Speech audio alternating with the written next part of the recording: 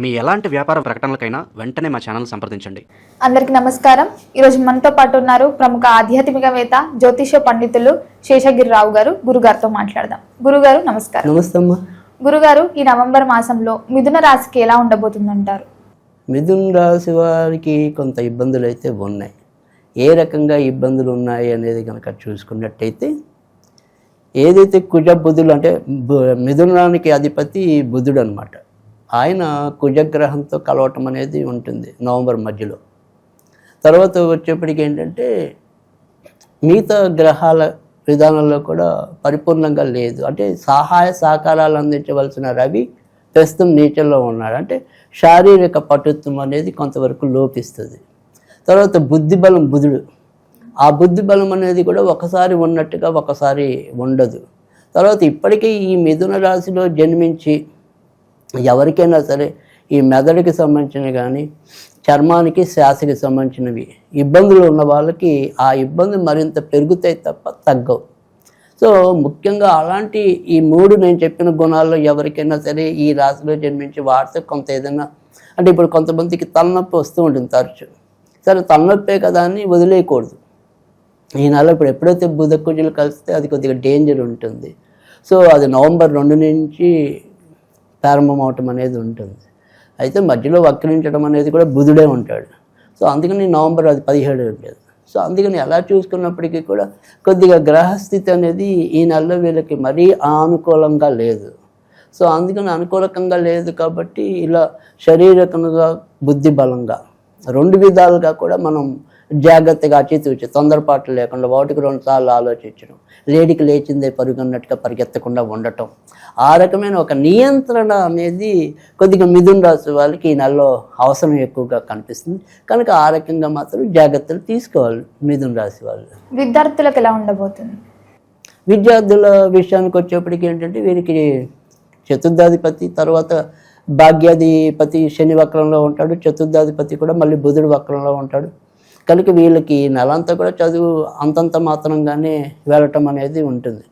అయితే రెండో ఇంట్లో ఇప్పుడు అతిచారం వల్ల ప్రస్తుతం అయితే కనుక గురుడు కర్కాటకంలో ఓర్చ పొంది ఉండటం వల్ల ఏదైనా సరే చివరి రోజుల్లో ఆ మాత్రమైనా సరే ఫలితాలు రావడానికి అంటే తప్పకుండా మనకి ఒక పాస్ మార్క్ అనేది ఉంది, లేదు ఒక చిన్న గోల్ ఒక 60-70 మార్కులకి ఎలాగోలా క్యాబుల్ అవుతారు.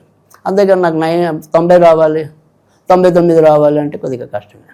బట్ చివరి నిమిషంలో అలా వెళ్ళి ఏదో రాసి గీకేసి వచ్చినా అదృష్టవశాత్తు గురుడు వల్ల ఏదో విధంగా బ్యాక్ అవ్వకుండా ముందుకు రావటం అనేది అయితే ఉంటుంది. సో అందుకని విద్యార్థుల వరకు కొంతవరకు పర్వాలేదు, మరీ నాట్ బ్యాడ్. సో అలాగనే అత్యంత మంచి ఫలితాలు అయితే కాదు. సో ఆ రకంగా అయితే పర్వాలేదు. ఉద్యోగ పరంగా ఎలా ఉందంటారు గురించి? రైట్. సో ఉద్యోగ పరంగా చూసుకున్నప్పుడు కూడా మనకి ఏంటంటే గురుడు వక్రంలోకి ఇదే నెల మధ్య భాగం నుంచి మారటం అనేది ఉంటుంది. కనుక ఏదైనప్పటికీ కూడా ఉద్యోగ ప్రయత్నాలు ఏవైతే ఉంటాయో వాటి ప్రయత్నాలు గట్టిగా మొదటి 2 వారాల్లోనే ఎక్కువగా పూనుకోవటం అనేది మంచిది. తర్వాత మనకి బుధుడు వక్రిస్తాడు, గురుడు వక్రిస్తాడు, ఆల్రెడీ శని వక్రించే ఉన్నాడు. సో అందుకని కొంతవరకు జాగ్రత్త తీసుకోవాలి. కాదు ఉద్యోగం మనకి లభించాలనుకున్నప్పుడు మటుకు మొదటి 15 రోజుల్లో కొద్దిగా ఎక్కువ బలం ఉంటుంది నైతికంగా. సో అందుకని మరి ఆ పీరియడ్లో ప్రయత్నించినట్టయితే కనుక ఖచ్చితంగా సక్సెస్ అవ్వటం అనేది ఉంటుంది. తర్వాత రెండోది ఏంటంటే మనకి ఏదైతే ఈ నవంబర్ 2వ వారం తర్వాత నుంచి ఆల్రెడీ ఇప్పటికే ఉద్యోగం చేస్తున్న వాళ్ళకి కూడా కొద్దిగా ఒత్తిళ్ళు పెరుగుతాయి. సో ప్రతిరోజు కూడా దినగంటం 100 ఏళ్ళ ఆయుష్ అన్నట్టు ఏ రోజు ఎప్పుడు మనని బెంచ్ మీద పెడతారో, ఎప్పుడు ఊస్టాప్ చెప్తారో ఇవన్నీ కొద్దిగా ఇబ్బంది ఉంటుంది. సో అందుకని నవంబర్ 15 దాటిన తర్వాత నుంచి మాత్రం చేస్తున్న ఉద్యోగస్తులు కూడా వారి యొక్క ప్రయత్నాల్లో క్రియాలోపం అంటే వాళ్ళ యొక్క కర్తవ్యం రోజు ఏదైతే ఉంటుందో, వారి యొక్క ఉద్యోగ నిరతి ఏదైతే ఉంటుందో దాంట్లో ఎప్పుడు కూడా ఎలర్ట్గా ఉండటం. అంటే ఏదైనా ఒక చిన్న పొరపాటు జరిగినా కూడా ఈ గ్రహస్థితి వీళ్ళకి చెవింపజేయదు. ఏదో రకంగా నువ్వు ఇక్కడ తప్పు చేస్తే వెళ్ళిపోన్నట్టే ఉంటుంది అవతల వాళ్ళ మెంటాలిటీ. అంతే తప్ప అన్నేళ్ళు బట్టి చేస్తున్నాడు కదా అనేది ఉండదు. అందుకని ఇక్కడ ఈ 15 రోజులు అనేది వీళ్ళకి కీలకం. సో చివరి 15 రోజులు. సో అందుకని అక్కడ మనం కొద్దిగా ఈ ఉద్యోగస్తులు అలర్ట్గా ఉండాల్సిన అవసరం అయితే ఉంటుంది. కుటుంబ పరంగా ఎలా ఉంటుంది? కుటుంబ పరంగా చూస్తే మరీ అంత చెప్పుకోదగిన చెడైతే వీళ్ళకి కూడా ఏమీ కనపట్టలేదు. ఎందుకంటే ఏదైతే ఇటు ఉద్యోగకారకుడు తర్వాత మళ్ళీ ఈ యొక్క వివాహకారకుడు కూడా వీళ్ళకి గురుడే. ఆ గురుడు మనకి నవంబర్ తర్వాత 2వ వారం నుంచి మనం వక్రం అని చెప్పాం. ప్రస్తుతం అయితే ఓర్చలోనే ఉన్నాడు. సో ఏమైనా సరే చిన్న చిన్న తగాదాలు లాంటివి వచ్చినా కానీ మనకి మిగతా అంతకుముందు 2 రాశుల వాళ్ళ కానీ ఈ రాశి వాళ్ళకి కూడా తొందరగానే మళ్ళీ అవి సానుకూలం అవటం అనేది, అక్కడికక్కడే మళ్ళీ పరిష్కృతం అవటం అనేది ఉంటుంది. కనుక మరీ అంత బెంబేలు పడాల్సిందే కూడా వీళ్ళకి ఏమీ లేదు దంపతులకి. కనుక వాళ్ళు ఆనందంగానే ఉండొచ్చు. సంతాన పరంగా సో అంటే సంతానం మనకి 2 రకాలు. ఒకటి ఏంటంటే సంతానం కావాలని కోరుకోవటం అనేది, అంటే ఇప్పటికే పాపం పిల్లలు పుట్టిన వాళ్ళు ఉంటారు, సరే పుట్టిన పిల్లలు ఉన్నారు, అంటే ఏదైనా మనకి సంతానం. సరే 2 మాట్లాడుకుందాం. అంటే కొత్తగా ఎవరైతే పెళ్ళైన దంపతులు ఉండి వాళ్ళు సంతానం కోరుకుంటున్నారు అనుకుందాం. అలా అనుకున్నప్పుడు ఏంటంటే ప్రస్తుతం మనకి ఖచ్చితంగా శుక్రుడు పంచమంలోకి సచేతుల్లోకి చేరుకోవటం అనేది ఉంటుంది. అది నవంబరు 2వ వారంలో ఉంటుంది. సో అందుకని ఖచ్చితంగా వాళ్ళకి సంతానం కలుగుతుంది, సంతాన భాగ్యం అనేది అయితే ఉంది. సో ఖచ్చితంగా ఆ రకమైన ప్రయత్నాలు అయితే కనుక చేసుకోవచ్చు. తర్వాత రెండోది ఏంటంటే కుజుడు వీళ్ళకి 6వ ఇంట్లో సంచరించడం అనేది కూడా మంచిది. ఎప్పుడు కూడా చెడ్డ గ్రహాలు 6వ ఇంట్లో వెళ్ళినప్పుడు మంచి ఫలితాలు ఇవ్వటం అనేది ఉంటుంది. కనుక ఆ రకంగా కూడా సంతాన పరంగా ఖచ్చితంగా మంచి ఫలితాలు రావటం అనేది ఉంటుంది. కొత్తగా సంతానం కావాలి, లేదు మనకి ఒక మెడికల్ అసిస్టెన్స్ అనేది ఉంది మనసులో, అంటే ఏదైనా సరే వైద్యుల దగ్గరికి వెళ్తే తప్ప మనకి ఈ గర్భం వచ్చే అవకాశాలు తక్కువ ఉన్నాయని భార్యాభర్తలు ఒక ఫిక్స్ అయిపోయారు అనుకోండి. కానీ ఒక రకమైన సందేహం ఉంటుంది, వెళ్ళొచ్చో వెళ్ళకూడదు, ఇప్పుడు వెళ్తే మనకి మంచి ఫలితం వస్తుందో లేదో, అలాంటిది ఏదైతే ఉంటుందో అలాంటి దానికి కూడా ఇప్పుడు మనం బెంబేలు పడకుండా ఇది రైటే. సో మీరు ఏదైనా ఉంటే అలాంటి ఆలోచనలు ఏమైనా ఉంటే వెళ్ళండి, ఖచ్చితంగా మీకు సంతాన యోగం ఉంది ఇప్పుడు. సో అది మంచిది. తర్వాత రెండోది మీకు ఆల్రెడీ ఉన్నారండి మా సంతానం, వాళ్ళ ఎదుగుదల ఎలా ఉంటుంది, ఇలాంటివి మనకి కలుగుతాయి సందేహాలు. కనుక ఇక్కడ పుట్టిన సంతానానికి కూడా మంచిదే. వాళ్ళ యొక్క క్రియేటివిటీ అంటే సృజనాత్మకత అనేది కూడా వెలుగులోకి వస్తుంది. సో ఏదో ఒక రంగంలో పిల్లలు ఖచ్చితంగా అవార్డులు పొందడం కానీ ప్రశంసలు పొందడం కానీ జరుగుతుంది. అంటే ఇదే సంతానంలో ఒకళ్ళు క్రికెట్ ఆడేవాళ్ళు ఉండొచ్చు, ఒకళ్ళు రన్నింగ్ రేస్ ఉండొచ్చు, సో ఒకళ్ళు పాటలు పాడేవాళ్ళు ఉండొచ్చు. సో ఇలా మల్టిపుల్ టాలెంట్. సో ఆ బహుముఖ ప్రజ్ఞ అనేది ఏదైతే ఉంటుందో అది వెలుగులోకి వచ్చే అవకాశాలు కూడా ఎక్కువ కనిపిస్తుంది. కనుక సంతాన విషయంలో ఇబ్బంది అయితే లేదు.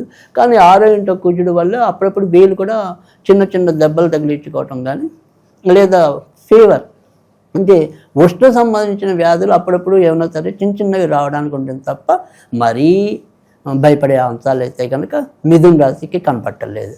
విదేశీ యోగం ఉందంటారా గురూజీ? విదేశీ యోగం అనేది కొద్దిగా బాగా బలంగా ఉంటే తప్ప వెళ్ళే పరిస్థితి కనపట్టలేదు. అంటే ఏదైతే మన ప్రయత్నాలు అంటే ఇప్పుడు మనకి వీసా రావటం అనేది ఇంపార్టెంట్, పాస్పోర్ట్ ఉన్నప్పటికీ కూడా వీసా రావటం అనేది అది. సో ఆ వీసా అనేది చివరి నిమిషంలో ఒక్కోసారి వీళ్ళకి రాలేకపోవచ్చు. సో అందుకని కొద్దిగా నిరాశ అనేది ఎదురవుతుంది. కానీ 1-2 ప్రయత్నాలు చేయాలి. సరే ఈ ట్రిప్లో మనకి స్లాట్లో మనకి రాకపోయినా కానీ మరొక స్లాట్ బుక్ చేసుకోవటం వెళ్ళటం అంటే కొద్దిగా ఖర్చు పెరుగుతుంది. అంటే మనం ప్రతిసారి ఒక అటెంప్ట్ చేసినప్పుడల్లా కొన్ని వేలు పోవటం అనేది అయితే గ్యారంటీ. సో అలా వెంటనే నెగ్గేస్తారు అనేది అయితే కనపట్టలేదు. సో కొంత డబ్బు నష్టపోయాకే వీళ్ళు విజయం పొందటం అనేది ఉంటుంది. సో అదొక్కటి కొద్దిగా వెళ్తుంది. సరే ఒకవేళ ఇన్ కేసు అలాంటి ప్రయత్నాల్లో మనం కొంతవరకు సక్సెస్ కాబట్టి మనం ఓవరాల్గా ఏ రెమెడీ చేసుకోవాలనేది ఎలాగో చివరిలో చెప్తూ ఉంటాం అనేది మనకు పర్ఫెక్ట్. కానీ ఎస్పెషల్లీ వీళ్ళు విదేశాలకి అనేది జస్ట్ కొద్దిలో తప్పిపోతుంది అనుకుని బాధపడుతుంది మిథున రాశి వాళ్ళు ఎవరైతే ఉంటారో ఒక 2-3 వారాలు కొద్దిగా దుర్గ గుడికి వెళ్ళటం అనేది అవకాశం ఉంటే కనుక దుర్గాదేవి కుంకుమ పూజ చేసుకోవటం అనేది చేస్తే కనుక ఖచ్చితంగా విదేశీ ప్రయత్నం ఇలా ఖర్చు తక్కువతోనే వెళ్ళే అవకాశాలు పెరుగుతాయి. ఆ రకంగా మాత్రం కొంత దైవిక బలం అనేది కూడా అవసరం. ఓకే, ఇప్పుడు న్యూ బిజినెస్ స్టార్ట్ చేయాలనుకుంటారు కదా గురూజీ, వాళ్ళకి ఏమైనా అనుకూలంగా ఉంటుంది అంటారా ఈ మాసం అంతా? తప్పకుండా. అంటే కొత్తగా వ్యాపారాలు చేయాలి అనుకునే వారికి అయితే కనుక ప్రస్తుతం అయితే మంచి ఫలితాలు ఉన్నాయి. ఎందుకంటే లాభాధిపతి ఆయన సచేతుల్లో నడుస్తున్నాడు కాబట్టి ఖచ్చితంగా మంచి ఫలితాలు రావటం అనేది ఉంటుంది. ముఖ్యంగా టైలరింగ్ రంగంలో ఉన్న చేద్దాం అనుకునే వాళ్ళకి, తర్వాత ఈ భూములు విక్రత ఉంటాయి కదా, మన రియల్ ఎస్టేట్ అని కూడా, సో అలాంటి వాళ్ళకి కూడా ఇది మంచి కాలంగా చెప్పాల్సి ఉంటుంది. తర్వాత మరి క్యాటరింగ్, సో అలాంటి క్యాటరింగ్ దాంట్లో ఉన్న వాళ్ళకి కూడా మంచి ఫలితాలు ఉంటాయి. సరే, ఓవరాల్గా అయితే కనుక ఈ రకంగా ప్రస్తుతం ఉన్న ఇదిలో అయితే ఉంటుంది. ఏ దైవారాధన ఇంకా అనుకూలంగా ఉంటుందంట? తప్పకుండా, ఎందుకంటే ఈ నెలంతా కూడా వీళ్ళకి ఏదైనా సరే కొంత ఇబ్బంది పెట్టి దగ్గర తీసుకెళ్ళి కానీ ఉంది ఏదైనా ఉంటే కనుక అది రాహు వల్లే ఎక్కువగా ఉంటుంది. కాబట్టి మనం వీళ్ళంతా కూడా ఈ నెలలో ఎక్కువగా దుర్గాదేవికి సంబంధించిన పూజలు చేసుకోవటం లేదా అమ్మవారికి సంబంధించిన పూజలు చేసుకోవటం అనేది అవసరం. తర్వాత ఏదైనా సరే చదువుకోగలము అనుకుంటే కనుక దుర్గా సప్తశ్లోకి అని చెప్పి 7 శ్లోకాలు ఉంటాయి. ఓం జ్ఞాననామ చేతాంసి అని చెప్పి 7 శ్లోకాలు ఉంటాయి. అలా ఆ 7 శ్లోకాలు పఠించడం అనేది ఒక పద్ధతి. అలా ఏం చదువుకోలేము అనుకుంటే కనుక ఓం దుమ్ దుర్గాయ నమః, ఓం దుమ్ దుర్గాయ నమః అనేది చదువుకోవడం అనేది రెండో పద్ధతి. ఇక ఈ నెలలో వీళ్ళకి వచ్చేప్పటికి ఏంటంటే ఎక్కువగా ఆదివారం ఉపయోగంగా ఉంటుంది, సోమవారం ఎక్కువగా ఉపయోగం ఉంటుంది, బుధవారం అనేది ఎక్కువగా ఉంటుంది. తర్వాత ఈ నెలలో వీళ్ళు బాగా దూరంగా ఉండవలసిన రంగు ఏంటంటే కనుక బ్రౌన్ కలర్ లేదా తేనె రంగుకి కొద్దిగా దూరంగా ఉంటే కనుక ఖచ్చితంగా ఉన్నంతలో మంచి ఫలితాలు కలగడానికి ఉంటాయి. ఓకే గురుగారు, మొత్తం మీద ఈ మాసం అంతా మిథున రాశి వారికి ఎలా ఉంటుందని చెప్పినందుకు ధన్యవాదాలు గురించి.